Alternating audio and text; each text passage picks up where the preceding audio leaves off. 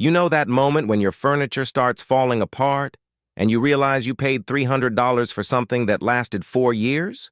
Here's the thing. Nobody tells you at the store. There's a wood treatment that carpenters have been using for over 100 years. It costs about $5. A rag and 15 minutes on a Saturday. And it's the reason some wooden furniture built in the 1800s is still standing in people's homes today, while the bookshelf you bought last spring is already warping at the edges. Today I'm going to show you exactly what it is, how to do it, and why modern furniture companies have zero incentive to tell you this exists. Most furniture sold today, and I'm talking about the stuff in big box stores, the stuff you assemble with an Allen wrench on a Sunday afternoon, is made from particleboard. Particleboard is wood dust, wood chips, and resin pressed together into sheets. It looks like wood. It's sold like wood, but it's not wood. And here's what happens to it. The moment humidity gets in, a spilled glass, a wet cloth, even just the air in a bathroom, it swells.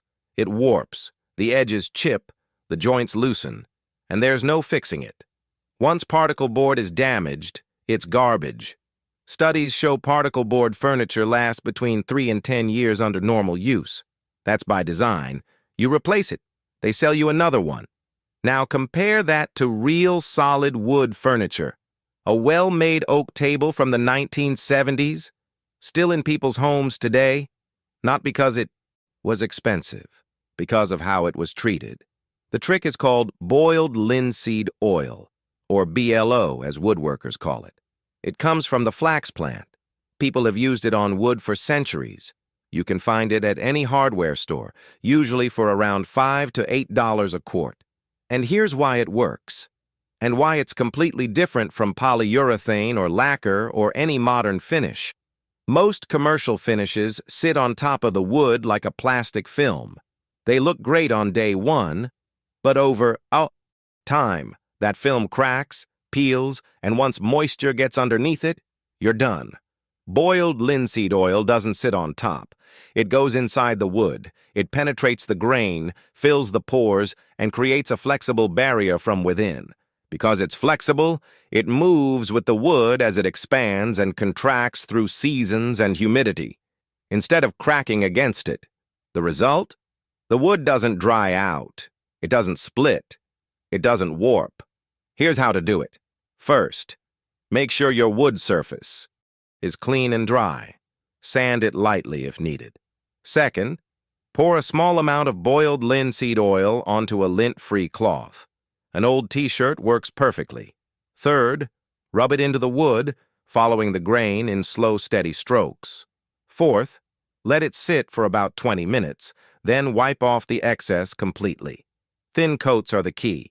Don't leave puddles. Fifth, wait 24 hours, then repeat. 2 to 3 coats is enough for most pieces. Now, one safety note you cannot skip. The rags you use can catch fire on their own as the oil cures. This is not a joke. It has burned down garages and homes. When you're done, spread the rags flat, single layer, outside in a ventilated area, and let them dry completely until they feel stiff and hard. Only then are they safe to throw away. Don't pile them, don't seal them in a bag, don't leave them indoors. Treat this seriously. And for maintenance? Once a year, one thin coat. That's it. This is the same technique American craftsmen used for generations. And the reason antique furniture built in the 1800s is still standing in people's homes today, while the $300 bookshelf you assembled last year is already showing its age. There's a reason this technique got quietly pushed aside. After World War I, the industrial demand for mass-produced paint exploded. Synthetic coatings, petroleum-based, fast-drying, cheap to produce at scale, took over. By the mid-20th century, the old craft of oil finishing had nearly disappeared from mainstream furniture making. Not because linseed oil stopped working, because the new stuff was faster and cheaper for them, and somewhere along the way, the knowledge of what actually makes wood last, the stuff craftsmen passed down through generations, just faded out. Your grandfather probably knew about this. His workbench, his furniture, finished by hand, treated with oil, built to stay. That $5 bottle is the same thing. Now, the oil trick takes care of preservation.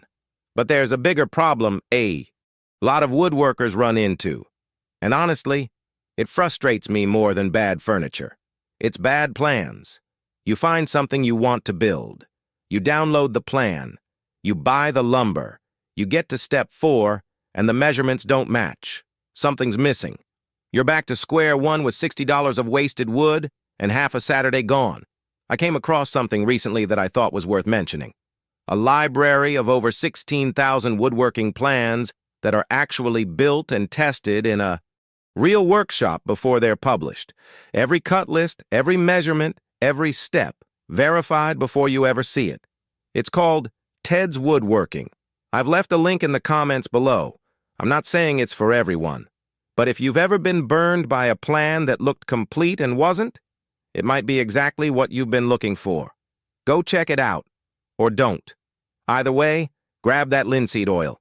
Your furniture will thank you in about 40 years.